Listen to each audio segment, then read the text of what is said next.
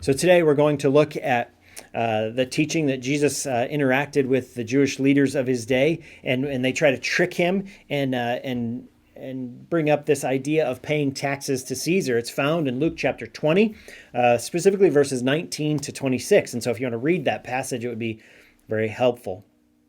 You know, there's a famous general during the last years of the Roman Republic who kind of brought the territory of Palestine under Rome's control, and it was about 60 BC, when his support allowed one side of a Jewish civil war to kind of gain a victory.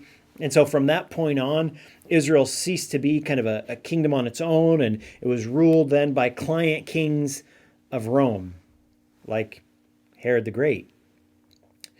And these client kings of Rome, they were loyal to Caesar.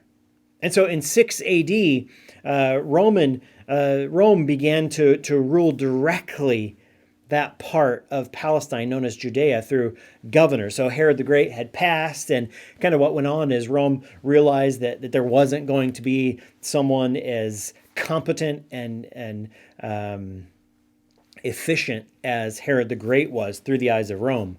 And so rather than bring in another king, they just kind of had these governors. And with this rule came, with this change, this rule under Rome, came a yearly poll tax of 1 denarius, right? That was, which was a normal daily wage. And that was expected from every adult from puberty to the age of 65. And most Jews hated the poll tax because it symbolized Rome's control over Judea. Now, we kind of have to understand this background to kind of understand what's going on in this test that Jesus faced in today's passage. There's a group of Jews called the Herodians, right? And they were disciples, and then there's also another group that was a disciple. They're disciples of the Pharisees. And so these two groups, they come to our Lord to trick him and invite him to answer their question about the poll tax by flattering him, but it was done insincerely. And so most of the times these two groups could not agree on anything because the Herodians submitted themselves to Roman rule, while the Pharisees represented those who thought that they should have independence, right? And so typically they hated each other, they disagreed, but they did have a common enemy in Jesus. And so they come together to try to humiliate Jesus and kind of make the crowds come against him. And so they come to their common enemy, Jesus, and they're going to test him on the poll tax. And Jesus, honestly, really was kind of in a no-win situation, at least they thought. The Jewish crowds would hate him if he affirmed the poll tax because the Jewish people hated it themselves. But if he declared it unlawful, if Jesus turned around and said, no, you shouldn't pay the poll tax, he could have been charged with treason by Rome. But Jesus is perfectly wise, and he saw what was going on.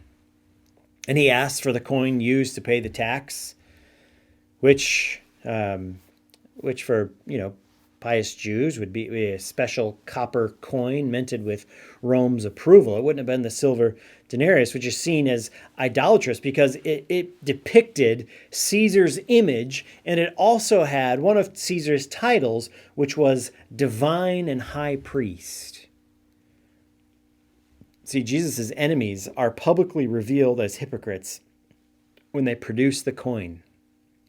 Because as men who present themselves as haters of the idolatrous Roman coinage, they're actually carrying the unclean money themselves that have that blasphemous title of Caesar, divine and high priest. And so if they viewed the coins as idolatrous and Caesar's title as blasphemous, why are they themselves carrying the coin? Because the coin has Caesar's image and title, and it's his. It's Caesar's coin. It should be given back to him. What belongs to God, however, must be returned to him. This silences the critics of Jesus and shows that his community respects the secular authorities and does not promote rebellion. It exposed Jesus' enemies as complete hypocrites. They were claiming one thing and yet living another. And Jesus demonstrated perfect wisdom in that moment.